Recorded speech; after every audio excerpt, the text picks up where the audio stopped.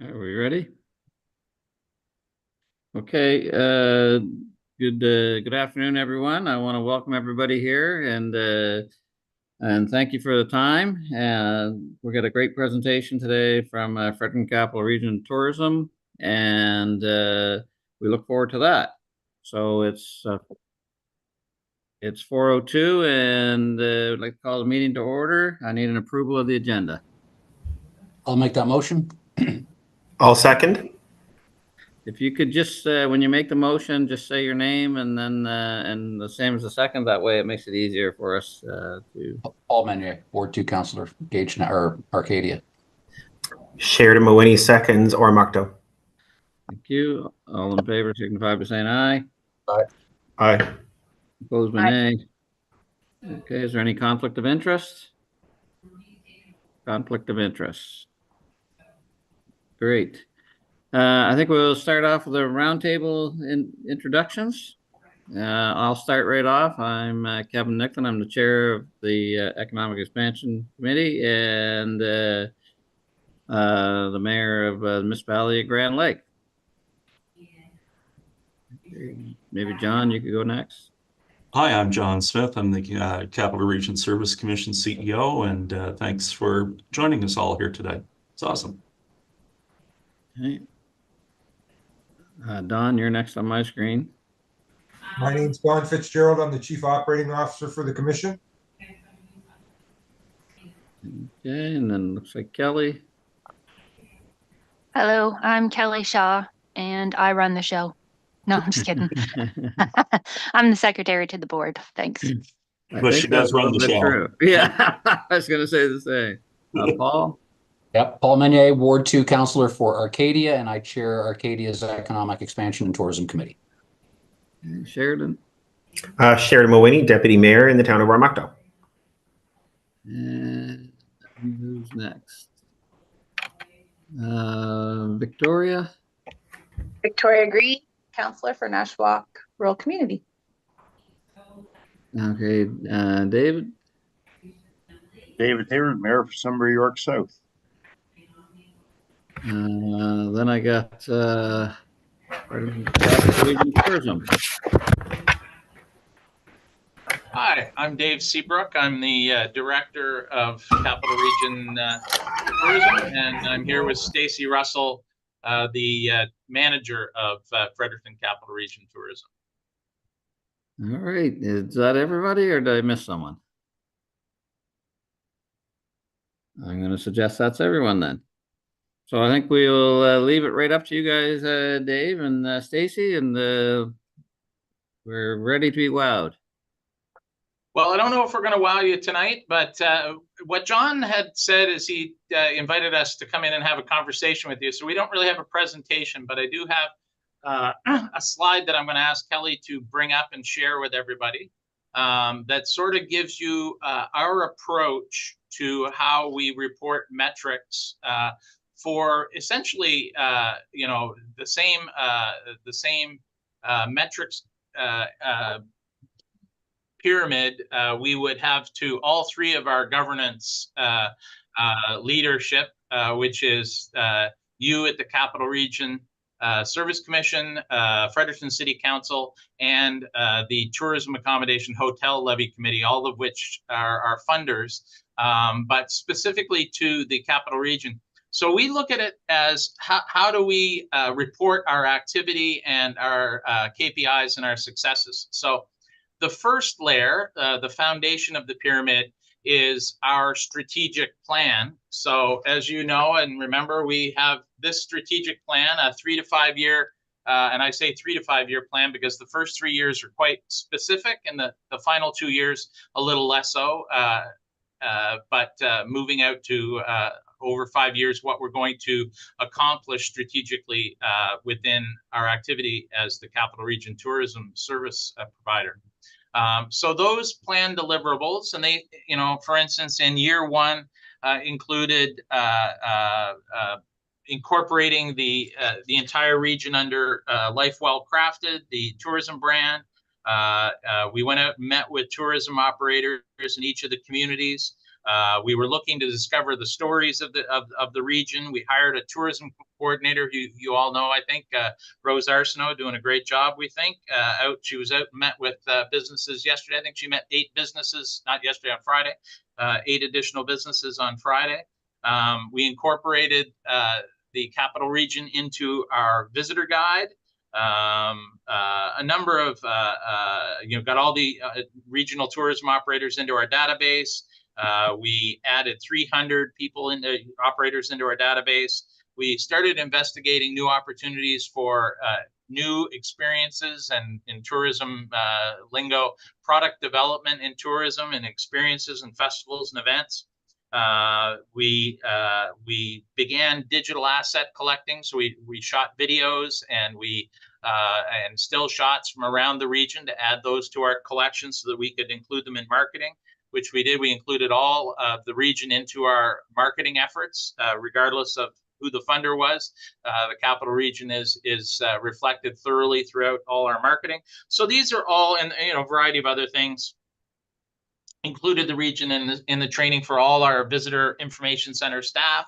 We have staff out doing training last week and this week, visiting operators and attractions throughout the region. So all those kind of things are the foundational layer of our business, what we committed to. Basically, this approach. We said we'd do something, and we will do it and report back on it. And we did that reporting back at our tourism launch, which had 3 components. One was the report to the AGM of the Regional Service Commission. One was the report to the tourism industry. So we had about 100 people out at the Fredericton Convention Center where we reported on the previous year's activities and results. And then we then look forward as to what we would be working on and some of the major initiatives this year, things like the PGA event at Mactaquac, things like that. So basically using the strategic plan as our guiding document. So the second layer of reporting and metrics is really the core reporting layer. And this is something that we have encouraged and played a leadership role through the province's Tourism Advisory Committee, that for many years, we've been paying a third-party economic assessor at a pretty high cost to tell us, for instance, what is the total amount of tourism receipts in the Fredericton area or the region? What are the hotel? What's the hotel activity? What's the average daily spend of a visitor? How long do they stay? Are they business travelers or leisure travelers? That kind of thing. And we're beginning a contract with Fredericton, Moncton, and St. John. We're in discussions with Environics to develop a model that we could, because we were all facing the same regional challenge. So we were trying to develop a model that could report on the region holistically. And then we encouraged the province to, why would 3 of the regions develop this model and contract with Environics? Why wouldn't we do it in common, have the same metrics, the same KPIs, and all of the regional service commissions would use this for their tourism reporting, and that the province would make a hefty contribution towards that very large contract with Environics. So I think we have that agreement largely in place with the province. We're still tweaking the model as to how Environics would report some of the data to us. But we're pretty much there, and I think that's really going to be great, because I think all of the RSE tourism service providers will provide their board and the province with the exact same metrics, which I think gives some commonality, and we're able to apply apples to apples across borders. So the third area as we go up the pyramid is major investment areas. So this is beyond the reporting layer of, what's the average daily spend and how many millions of dollars were spent on tourism in the region, to more specific areas that we have made major investments in. And of course, the primary one of those is marketing. So how do we measure the marketing? So we have marketing campaigns this summer throughout the Maritimes, Ontario, Quebec. This fall, we'll be adding campaigns in New England. to attract people to the region. So what is the response rate to those campaigns? So what are the click-through rates, for instance, when somebody views one of our ads? How do they click through? What are they doing on our website? How many web pages are they viewing? How many unique visitors do we get to the website? All these kind of things combined with the accessible information we have on hotel statistics, room sales, the occupancy rate, on the group tour business, the number of motor coaches that are coming, the number of tour operators that are coming. So all these areas that are sort of specific to the tourism industry and directly related to where we're investing our money to further the tourism industry, particularly on the marketing side. So then the next layer of the pyramid, we get a little more speculative, and this is what I call targets of opportunity. So within the Environics model, there is the opportunity for additional money, of course, to take a special event so I'll use the PGA America's event in Mactaquac as an example. Or it could be, the black bass fishing tournament we had last weekend in Mactaquac, or in Natwick. We could get Environics to what we call geofence an area, and then I think they generally use cell phone data. It's a little big brotherish, but it provides some interesting data on the economic activity in an area for a set time in a set geographic area. Usually related to a major event or major activity area. So we would have to pay extra for that, and we would only do 1 or 2 of these a year maximum due to the expense. But it's an opportunity if we really want to take a look at an area for a specific reason. And then the final part of the pyramid is generally providing anecdotes and examples of fruition of projects. And I'll use the bass tournament in Natwick last weekend as an example, where we would say, okay, we supported that through our sport tourism activity. It had, I think it were close to 90 boats, 90 teams, 2-person a team. They stayed in hotels and campgrounds. We grew the tournament by this many people, over a 3-year period, that kind of thing. So taking, specific examples of activity and trying to provide anecdotes of where we have data that are provided by the event organizer or the municipality or the festival organizer, that we would include that in our overall data package annually each year. So that's sort of how we approach it, and I thought that was somewhat of a simple way of explaining it in layers, some of which are annual. The first 3 are annual, and the last 2 are sort of as the opportunity arises to gather the data. So we're very data hungry. We love crunching on data, but we have to have access to the data, and that's a real challenge for us. So maybe with that, I'll stop talking. We can take questions and discuss. Maybe I wasn't clear on something, and we can sort of dig into it. Okay. Can I jump in on one quick item though, because I just want to, for clarity, Environics. So we are still working with. So we work directly with New Brunswick Tourism, as Dave referenced on that. So then working with the other RSCs. Where Environics is getting to be challenging is the accuracy of the data gets much harder when we get into rural areas. So unfortunately, the example that now we're starting to see of using an event like the Bass Tournament in Natwick, for them to be able to get enough information from a rural area for one weekend probably isn't enough. For like the province's statisticians are concerned as well in terms of that accuracy. Still possible to do the geofencing, but it would be for much longer periods of time. So we'll use an example of staying with Natwick, the Natwick Marina for an entire year of geofencing that area to be able to understand the visitation, the money that's being spent, etc. So it could be the same idea for Grand Lake, for example, of looking at a geographic area. It's much harder when you go into smaller time spans.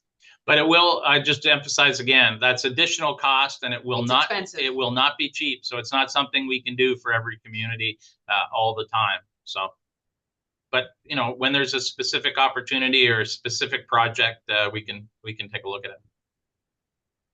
Okay. Well, let's appreciate the presentation. I'll maybe just start off asking a couple questions. The visitors guides, are they done now, and where are they located, and do you guys drop them off, or I Yep. guess Yeah, good question. So the visitor guides are done. They have a regional sort of paradigm embedded in them this year.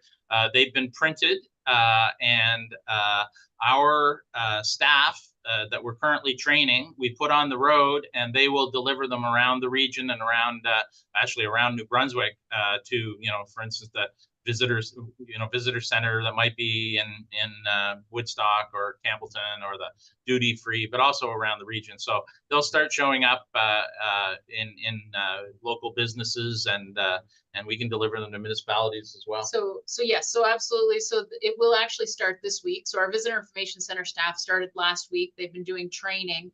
They'll begin their deliveries this week. So where the challenge is, and we learned this last year, was we put them on the road right away to start doing deliveries, but not all businesses are open this early in the season. So they're focusing on the areas that those main areas that are open right now, or main businesses, and then they will do a second round a little bit later into the season, into June, when they know that the businesses are open. okay. And then the next question I would have is, you said you're working with NB Tourism and other RSCs, and who determines the matrix recorded? Was it part of the engagement letter from CRSC, or do you guys, you know, as the expert, determine what we should be looking at, or how does that determine? Yeah, usually for the most part, it's some pretty standard data. You know, as I said, total economic receipts, visitor length of stay, visitor spend, things like that. But the province's lead statisticians, I think there are two folks there, they would be the primary lead on that, and influenced by what the regions are trying to get out of the data as well. Because the province has needs, we have needs. We're just trying to combine make our investment efficient. So what we are working with the province on right now is a dashboard.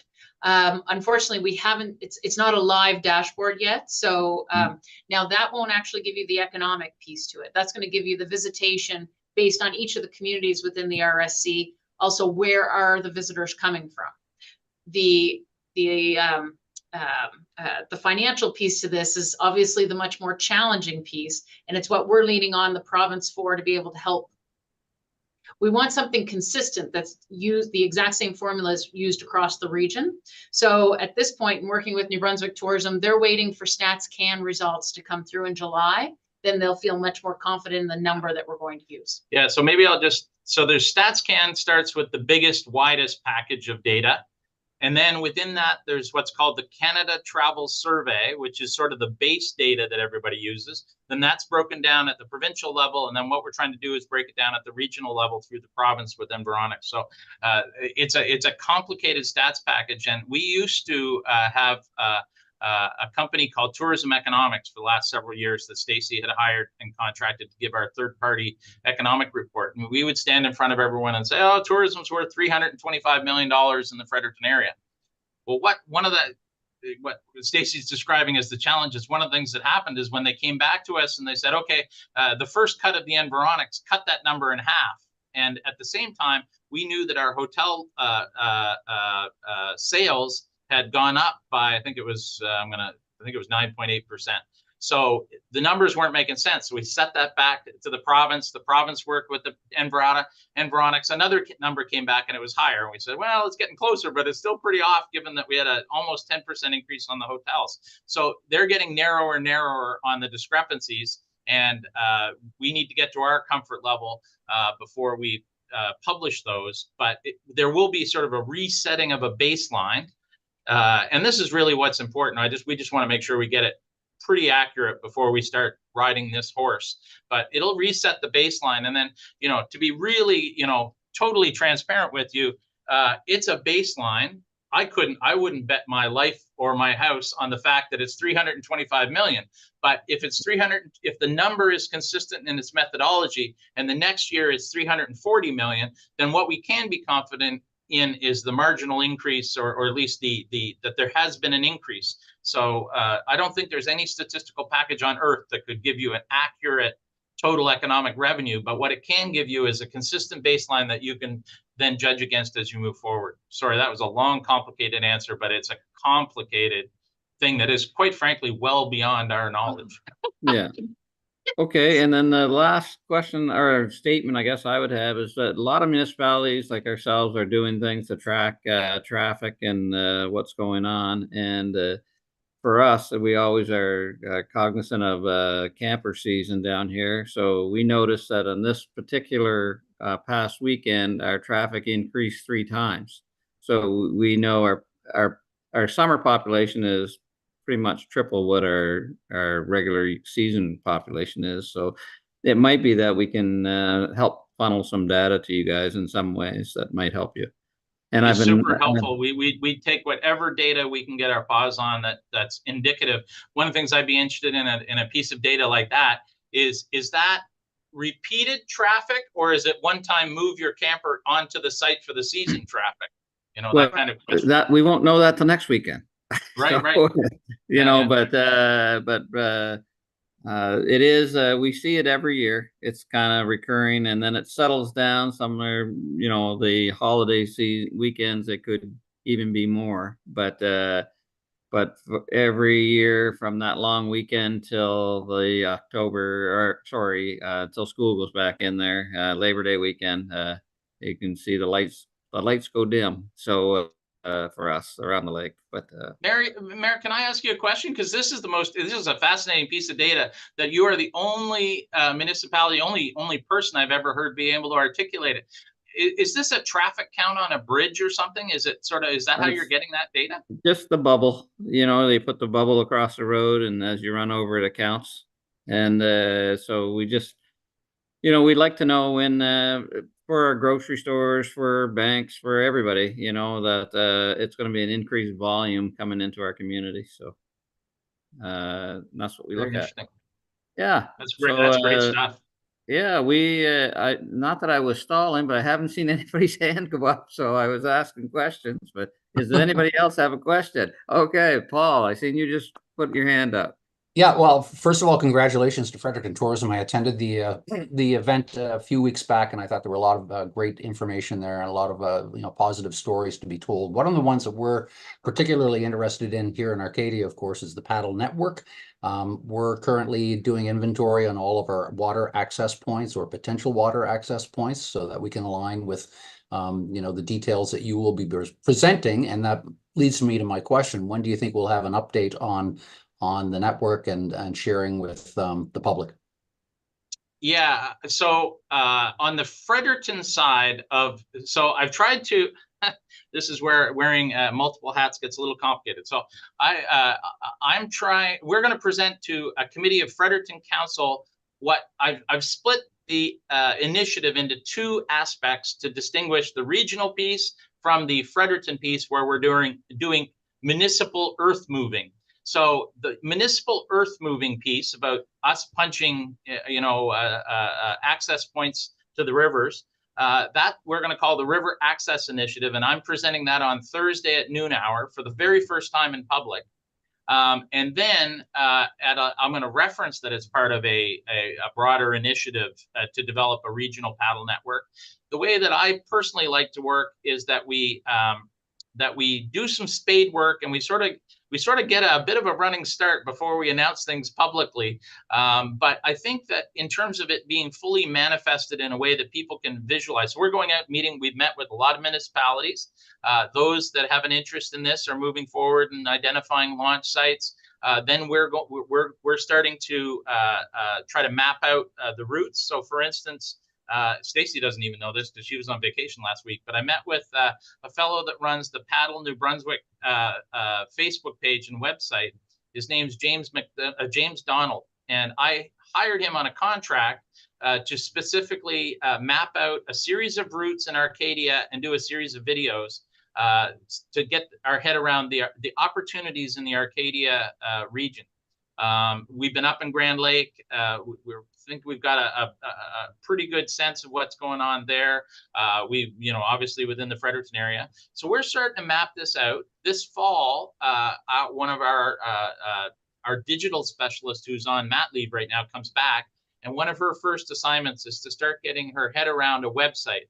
And so we'll, over the winter, hopefully by next summer, have it completed, have the first iteration of a website. And I would say that we do a ta-da sort of exercise in the spring, and we'll start marketing it next summer. But we'll start incrementally talking about it over the next several months. You notice that the Fredericton Capital Region Visitor Guide has a paddler on the front this year. We're starting to, it's a little bit like establishing a position in the stock market. We're starting to invest little bits, and then to try to build up a position that people recognize us as a paddling destination. And along with the route mapping, the website development, and then we can back it up with marketing. So that's a long answer to say, let's get a running start, and then we'll start to crow about it in public as we go. But I was just invited to today to Harvey to present to their city council, because the mayor there, Mayor Corey, has a real interest in this. So we're willing to come and do presentations to whoever would like to, and then we're sort of building it patch by patch as people, as municipalities, as operators are interested. And then slowly the patches will become a full picture, and that's the time when we can start to really crow about it in the big time in public. So Paul, however you would like us to present to, we've been down meeting with Arcadia on this, but as you know, but at any point you want us to come and talk to either you or the community, we're more than willing to do it. That's wonderful. Thank you. Okay, is there anybody else have any questions? Mr. Chair, if you would permit me, I'd like to ask a question. Absolutely. Thank you very much. David, I just want you to comment briefly maybe on the projects that you're thinking conceptually that might follow the kayaking tourism project or product, because I know this similar template might also be used for a variety of other activities that have a regional appeal. Well, the first thing is to get our head around what is the potential of the tourism experience. So at a broad level, is there a market for it? Are there people that do it? Is it worth investing in? The next thing is to figure out how you need to express that product. In the paddling case, it's actually pretty complicated to express the product in terms of routes, in terms of blue trails, in terms of the safety, in terms of if you want to rent a kayak, if you want to get shuttled up and down a river, all that kind of stuff is very complicated. But once we get that base layer of data, then there's an opportunity to do two things. One is build experiences with operators, build packages with operators, and build events that support that position. So, we're working on building events on the fishing side that the tournaments, quite frankly, the tournaments are interesting, but what they're really interesting to us for is they express that we're a fishing destination that will attract more people, more anglers. So we were down in Arcadia a few weeks ago, and we had lunch at the May Queen Bed and Breakfast, which is run by Jane McGinn. And we had a couple of people with us, and the province's NB Tourism was with us. And we talked about, okay, Jane, if you're to engage, she was really keen on the paddling network. And it was like, how do you need to engage? She says, well, I need to tell my visitors where do they go paddling? What's safe? Where can they do it? So okay, that's what we're working on. Then we can hand you a package. She can actually put some of that on her website. This is all about building layers that as a total create a tourism experience that is both evocative and purchasable in a way that generates tourism receipts and puts money into the old thing that we say here, ring the till, that rings the till for the tourism operator in the community. So that model of tourism development, sort of a base of knowledge, a base of what is the activity that drives the visitor to come, how do they spend money, and how do we grow and get them to put more money on the table. So, for instance, you have Minto mountain biking, great attraction, great opportunity. The fact that you now have tiny trails, doing camping and having a tap room, those dollars spent to camp and to buy beer that's direct economic impact. So you sort of got to get up to a certain hump, and then you get the economic impact. So that's sort of the core model that we use when we're thinking about this, and you can apply it to almost anything in the tourism sector, from disc golf to which I know is close to your heart, to mountain biking, to fishing and angling, to snowmobiling, and green trails and quads. So another thing we've done is we've contracted a consultant because we really have to express our ignorance on snowmobiling and quad four-wheeling. We've asked, this person has worked in the National Trails Network, and we've asked her to give us a snapshot analysis of the region and say, what do we have for a product in snowmobiling? How good is it? Are there any strategic gaps that it would be twice as good if you had a trail for this 5 kilometers, and then we can lobby the province and Snowmobile New Brunswick and whatnot to fix those things. So again, a bit of a wordy answer, but it's all about clustering experiences, matching them with accommodations, and giving the consumer an avenue to spend their money. Excellent. Thank you very much for that answer.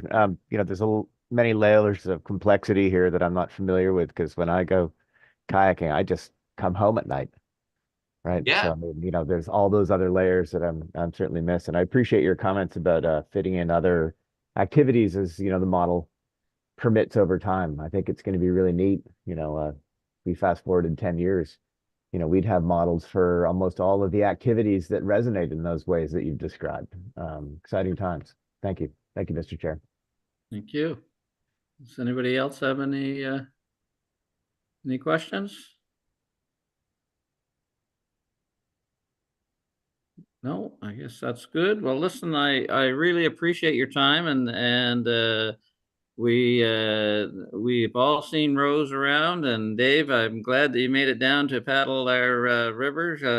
We truly experience it, and it's always best when somebody from the outside comes into our communities and takes a look, because we take it for granted every day, and we don't know what we have, quite honestly. We kayak daily, and we ATV daily and snowmobile daily, but others that come from the outside are looking at it saying, wow, so we truly appreciate your efforts that you're putting forward, and looking forward to all this great information that you're giving us. So anytime someone's willing to pay me to go out in a kayak, I'm happy. Right on. Mr. Chair, if I may, just in your closing, I don't mean to jump in. I did have my hand up, but I don't think I didn't see. That's all right. I'm used to being ignored. It's okay. No, I'm just kidding. I just wanted to say, give Dave and Stacy a shout out. I went up to the bass fishing tournament in Nakwik on the weekend during the time of the weigh-in between, I think it was 2 to 4. I was up there a little earlier than that and stayed a little later, but I do have to say it was quite impressive. When I arrived, there was a youth fishing tournament going on, a bass fishing tournament. Watching all those kids, all that family come together, the community come out there. I was talking to people that came from Quebec to participate, and apparently there were several teams that came from Quebec and other areas of the province. I saw people there from all around the province as well, and some, lots of people I didn't recognize. But when I was there, it was really not just a tourism event, but it was building a sense of community, a sense of region. And in all fairness, the advertising was fabulous on it. People told me that they heard about it in very different ways. And from the economic development standpoint, if absolutely nothing else, every parking lot was full. The stores were full. The ice cream shops were full. When I drove by Big Axe, it looked like it was pretty full, and apparently they had a good weekend as well. And it was just a very positive vibe in the community. So I just want to give Dave and Stacy a shout out on that, and make you aware, Mr. Chair, through you to the committee members as well. Thank you. And John, if I may, I'll just, there's a nexus of both the fishing story and the paddling story, and it's about kayak fishing. And there's a very interesting series in New Brunswick now called the Hook and Paddle Kayak Fishing Tournament Series. And what's really interesting is, I'm going to make it up because I can't remember off the top of my head, but I think there's 9 tournaments, and I think 5 of them, or anyway, at least 5 of them. How many? 6. are in the capital region. So we're really going to try to get, we're trying to have conversations with the organizers and get behind that. They're also really good marketers, so it has a double benefit. But that's a really interesting play that rings both bells, both the fishing bell and the kayak bell, and can pay some nice dividends for us all. Yeah, that's truth. You guys are getting behind it because we have one in our area, and Rose notified me prior to me knowing, so that was good. So we appreciate all your efforts. Happy to be here. You're more than welcome to stay on board and listen to the rest of it, but you don't have to. I see a little blue sky out there, so maybe not. Okay. Thank you very much. Thank you. Bye-bye. Okay. See you now. Bye. Okay, the next thing online is a budget plan for 2025, and John, I guess you're up. Thank you very much, Mr. Chair, and through you to the members. We tried to take a different approach this year. Last year, as you know, in our budget deliberations, there was controversy around, what was it that we wanted to accomplish? Where did the numbers come from? Who suggested what? That type of thing. So this year, tried to looking at taking a different, little more pragmatic approach to development of a budget for each of the business lines. And so in terms of looking at economic expansion, just thought we'd put a little bit of an information sheet together. I don't know, Kelly, can you haul that up? I think it was sent out, but I'm hoping, and she has a young one at home, so she may be off getting that, so helping out with her a little bit too. So, but I think it was all in your package in terms of the plan. And anyway, if you look at what we were trying to do in this, or what I was trying to accomplish, was let's look at our strategic plan, see what we said we would do and what we're doing. What are those key performance indicators that we had put up for economic expansion and tourism?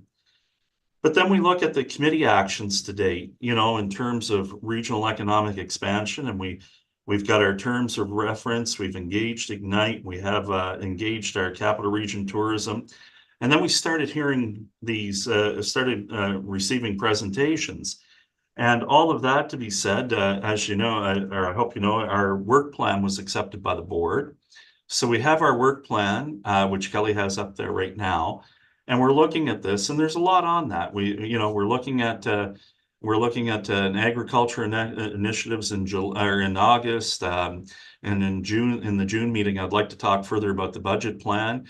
In July, have a break, but in September, I'm still waiting to hear what that will look like, that fall economic summit. I'm waiting for COA and ONB to get back to me on that. So hopefully that's not lost in any budget cuts or anything like that from this year. And then we have recreation for communities was a subject that came in, and these all came out of our poll that we did with the committee members. And I wrap it up in December and then have a discussion on moving forward. So looking at our business plan, we have lots of that in there. And then you come up to the budget plan. And so that if you look at budget items, for example, we said further explore creating an agricultural plan for the region. I do know, and as we have heard here, that Member Meunier in his community, oh, Kelly, if you could just drop down there just a little bit, stay right there. And Member Meunier had talked about the importance of agriculture in the region. For those members that were able to make the David Campbell discussion prior to our last board meeting, he was talking, one of the things he was talking about was, among others, was the ability to have agricultural lands designated and a plan for the region. And then we look over and we say, okay, here, what are some of the outcomes that we've kind of hit this year, or we're hoping to hit this year? Well, as you can see, we're working on scorecards. Hopefully we have something here for the August or September meeting to present to this committee. We had there looks to be the Ignite is trying to get a housing summit off the ground for the fall for the region. Potentially an agricultural plan for the region in terms it could be an outcome. Economic summit studies, sector specific. We could look at different outcomes that way, depending on what we want to do. If we want to just look at one thing per year, or we want to look at 2 or 3 things that we think we could actually do something. Ignite is developing our Vision 2030 strategy. Tomorrow I'm meeting with our with those strategies, along with many throughout the region. I know that Director Nicklin and I have been at a couple of these meetings or different times with this group, and looking at the AIR strategy. That's attraction, integration, and retention strategy. That's basically your immigration strategy for the region. And next, we're going to talk about the Working NB success targets. And we just get done talking about a bit around our tourism strategy, and we had the presentation. We can share that full presentation that they gave to our board, and plus the one that people had attended a couple of weeks ago here, about 3 weeks ago now, I think it was, in Fredericton at the convention center. So I guess what I'm trying to do is stimulate a conversation about what would you like to look at moving forward, so that we can that we can cost that out, and each committee recommend a budget for next year. If there's things that we think we can do and continue to work, and and really what we need is our meeting budget, and maybe some small budget items within the region, then that's fine as well. But if there's a study, if there's a little bit of work to be done, we should request that as a committee, to have that, to be able to do a bit of that work, whether it be in 2024, but most likely 2025. And how do we look at that? So we can take that time, maybe over the next couple of weeks, Mr. Chair. I would ask if people have strategies, if they think there's something that they would like to see investment in. And we'll check that against what our partners in our Economic Development Agency of Ignite, what tourism's doing, and what we can work on as a region together. We're looking at setting up a presentation for the August meeting with agriculture, aquaculture, and fisheries. Ignite has been doing some work with them. I believe, Paul, they're working with you and your team in Arcadia as well on that initial study of what you're doing there on the woodlots and things like that. There's an opportunity there to bring in the Agricultural Alliance to give us a presentation of where we are. Are we gaining land? Are we losing land? I think we all know the answer to that. But how does this affect us for the future? And what do we need to do now to protect that, so that, maybe we can look at as much self-sustainability as we can for the region in terms of food security. And so there's all kinds of things that we could do. This was meant to stimulate conversation with you here today. Does anyone have any questions or concerns around this approach? Doesn't look like it. Mr. Chair, can I chime in for a second? Thank you, CEO, for this update. So you want us to go away and think about this and then submit things in a future meeting? Is that the plan today? Not at a future meeting, over the next few weeks, over the next couple to a few weeks, so that we can look at it in the June meeting and maybe come to an agreement on, these are some things we'd like to advance, and we could put a frame around that.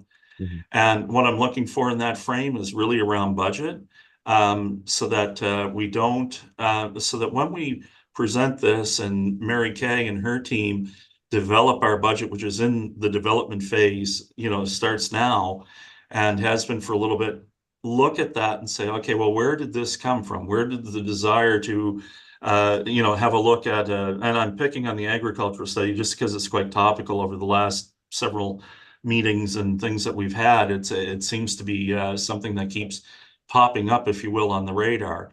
And so maybe that's it. Maybe that's one of our focus, and we continue to have presentations and we work with partner agencies on the Economic Summit. And maybe those are the things that we do, and still continue to work with Ignite and tourism on economic expansion for the region.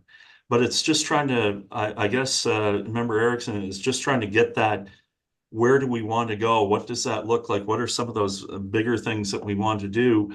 Or low-hanging fruit that, and look, maybe we can do some of this stuff for a very modest budget, but we really want to put a frame around this as to, well, this is the budget for economic expansion. Where did you come up with that? Why did you do it? And how was it developed? And I'd like to say it was developed through cooperation with the committee and be able to advance that forward.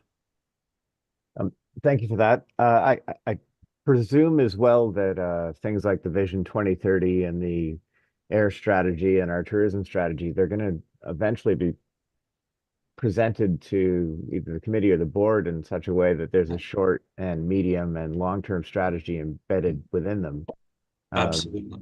My experience that we generally take the short-term pieces and wrap them into a budget as quickly as possible, and then look for future investment elements in the medium and long term that might have budget repercussions. So anyway, we don't have yet, a comprehensive tourism strategy or air strategy or vision strategy document in front of us yet. No. But can I presume that those short-term pieces, are going to have some budget space saved for them? That's if the what we would budget like becomes to. available? That is an excellent idea in terms of that. And then what does that look like? Is that $5,000? Is it $10,000? Is it 20? If I start to talking to some of the other folks on the call, that's that's small potatoes, and we need to do bigger things because so we got to find that balance as a committee so that we're able to advance things when they come in. Unfortunately, all our timing doesn't really. It doesn't match up perfectly with what we would like to do in an ideal budget proposal situation, only for the simple fact that we're beholden to the schedule that was given to us by the province. And that's what we have to follow. Well, fair enough. We'll work with what we've got, of course, moving forward. And I also presume that, in terms of, the scope and scale of our budget allocation, that we're looking at something similar to last year, maybe plus growth, maybe accounting and also for inflation. But I take it we'd have to come back to the board if we were going to, increase the budget for our activities or the scope and scale of our activities meaningfully. Well, hopefully we beyond would last be able to year's put budget. something within this frame, Member Erickson, and bring that forward at this time. It wouldn't, I'm not looking to build a kingdom or put anything grandiose in there, but if somebody's got an idea that might turn the whole corner for us here, then that would be, we'd be very happy to hear it. I Yeah, don't wouldn't think mind having a shy away from tourism kingdom of envy. So it. Yes, yeah.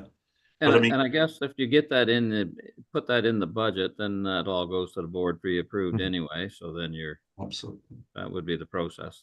It'll go into our finance team. They'll take that, put it into a proposal for the finance committee.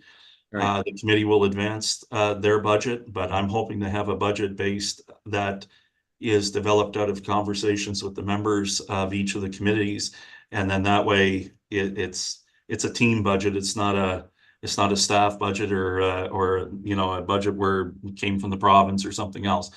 So understanding that we have that ability to invest a little more and get a little more from the province on the Regional Services Support Fund, which is the 50/50 investment fund that came out in 2023.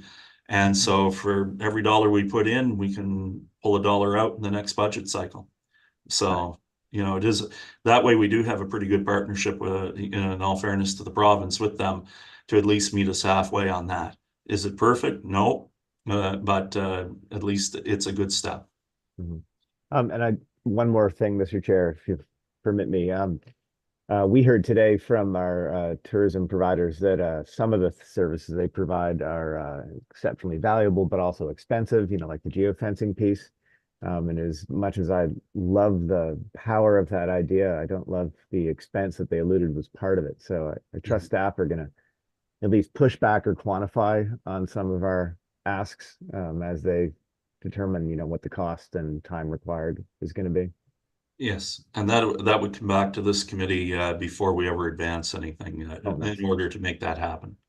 Wonderful. So that was why you, I asked the questions on who determined what we were looking for, a matrix, and how we did it, because a lot of those costs are exorbitant, and I obviously don't have an answer to tourism issues, and I'm not an expert at it, because I would think that you could pick up the phone and ask them to send you a report once a month and on how much the occupancy, but there must be a whole bunch more to it than that. So, appreciate that. Is there any further questions on that matter? I don't want to miss anybody's hand this time. Oh, looks like we're good there. We will move on to the next matter, approved targets for 2024-2025 workforce and labor force expansion. CEO John Smith. Okay, Kelly, I think you can scroll down there to the next one. So this was, if you remember, we talked about the Working NB agreement that we have through with Working NB, and that's for workforce and labor force expansion, but it also delves into many of the KPIs that we were looking at in terms of newcomer retention rate, population growth, labor force development, employment growth, and number of things such as cultural awareness training that primarily bodes into the private sector, although we've done some here at the regional level as well. So when you'll notice on this, you probably wonder why this is just being presented now. I'd signed it back in February 22nd. It was just approved over the last few weeks after our last board meeting or our last committee meeting. So what it is that in that costing, you can see what are the things that we worked on last year in terms of regional efforts with our partner agencies.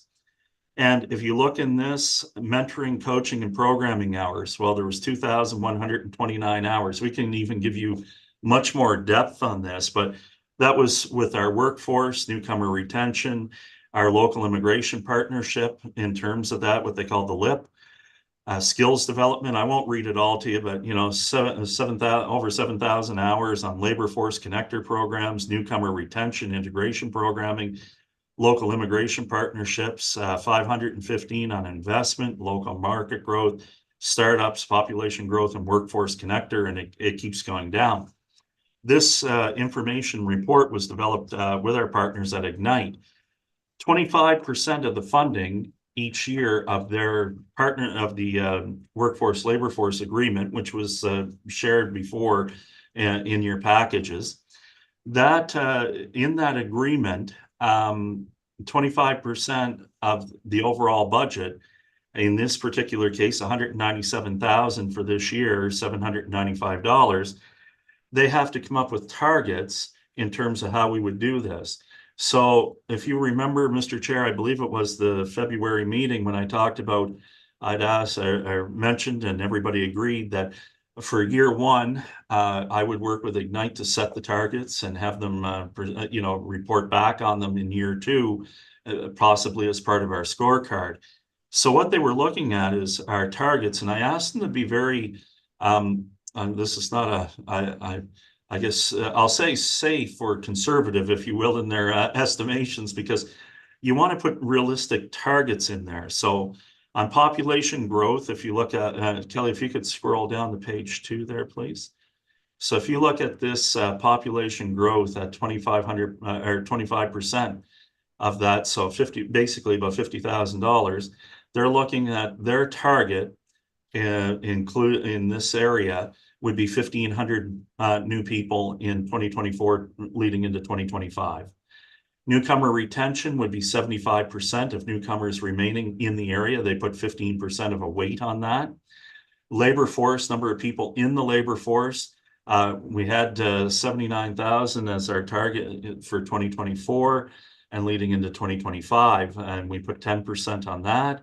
Labor force participation rates, we were looking at 63% participation, which is fairly standard for the area, is my understanding, and we put a 10% weight on that. But employment growth, new jobs created due to Ignite's participation, we put another 25% on that. And so those are two big numbers in terms of population growth and employment growth. And the number of cultural awareness training, we had 2, we were looking at doing another 2 this year. There were far more than that last year in terms of, but it all depends on how you look at it. Was it training? Was it a newcomer settlement and retention event? So it all depends on what the definition is around that. We said, well, how many did you have that actually engaged the private sector and or municipalities in training on how to engage with newcomers when they arrive. There's a series of cultural differences there, even within our own society, and then people coming from other cultures from around the world. So they said, well, we had 2 that were dedicated to that.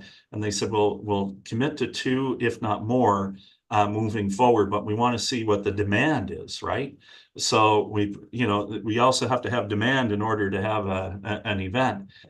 So if you look down, when we look at the 100% on their total, their total targets, we'd be looking at 197,795. Those are reported quarterly to Working NB. And if they're achieving their targets, then they get 25% payments type thing out of the 100% of the total. So that's how it works. And then at the end of the year, we'd be able then to come back, because we'll have an actual baseline for 25 into 26. And we'll be able to come back and say, okay, here's where we met the targets. We'd like to talk to you about, these are the targets we're proposing this year. What does that look like for the Economic Expansion Committee, and receive input back to that. Don't know if that's clear as mud or a long dissertation about trying to get to the same answer 3 ways. So, yeah, yeah, it's pretty muddy for me. So how do, so for example, when I get the jail online, that's 200 jobs. How do they know about those 200 jobs? well, my understanding is that they, in terms that, Mr. Chair, is that they're working with your community to help qualify as vendors and suppliers and things like that. That's just vendors and suppliers. That's when I look at it, like, we also are going to start up to the NBCC school this September. Yeah. That I'm not sure how they would actually know about those jobs that we enter into that. And then the other thing that I personally would like to see is that, so if I add 200 jobs into that target, that doesn't help Fredericton at all. It kind of looks like it would be a moment in time. It's not great.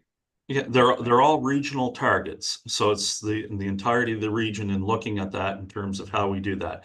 As per working with NBCC or any other employer in terms of that, a lot of times what they're doing is when they're looking for recruits, they're driving traffic to those recruitment areas so that people develop into those roles. There's a lot of programs, whether it be through NBCC or Oltons or other schools in the province, that graduate correctional officers.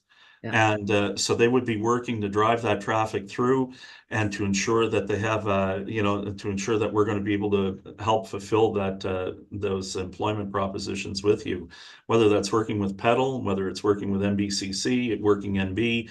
It's a collaborative partnership, but they do get involved a lot behind the scenes, and sometimes we never even know they're there, or that they've had an involvement in it. But they're very much aware of what's happening in I'll call it the backyard of the Regional Service Commission.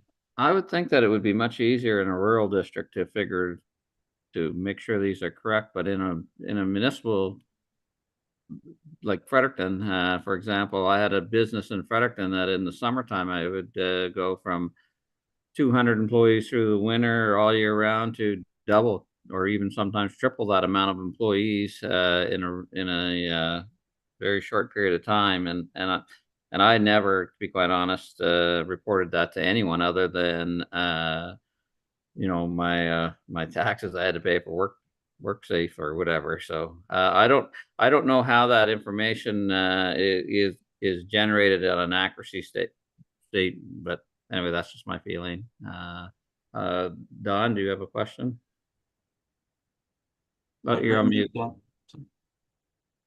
Just a comment to that, Mr. Chair. There's a number of data sources that folks use when they look at participation rate, employment growth, and a lot of that comes through statutory deductions that employers make, and so it's looked at a macro level, and there's always a measurement error that in this kind of stuff, and so much like Dave Seabrook said with respect to a baseline. It's more about relative comparison last year to this year than it is about exactly this number today. Okay. Is there any further questions on that or comments?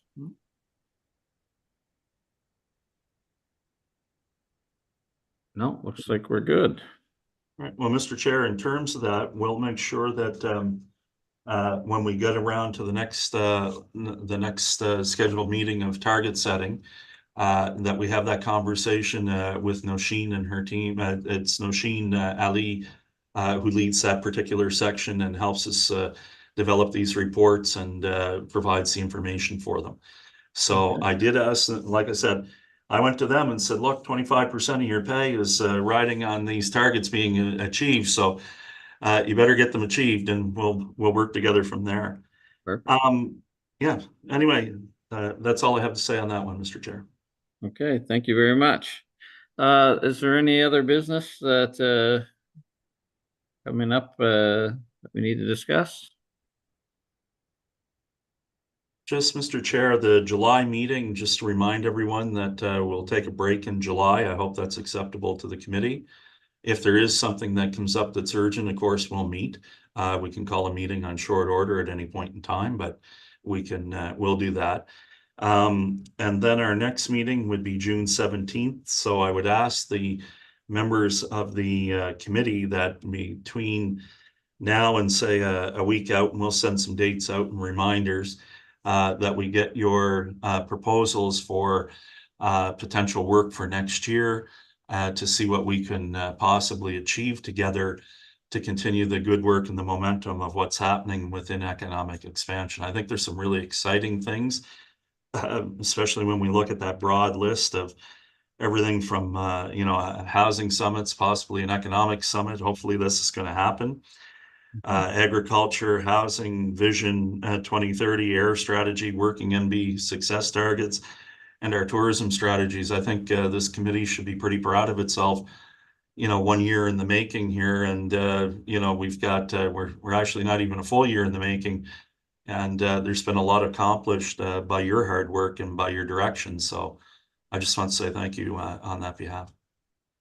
Well, thank you, and thank you to all the staff and the hard work that you guys do and bringing it all together. And I think the committee is working well together. And I know that, including myself, I have to improve on when Kelly sends out her notes to make sure that we respond. And she does a great job. She's always very diligent, and I'm not so much. So we're going to try to improve on that. Okay, if there's no further business, then I would ask for an adjournment. I'll make that motion. Greg Erickson, David second. Heron. Okay. All right, we're adjourned. Thanks, everyone. Thank See you, you. everyone. Thank you, everyone.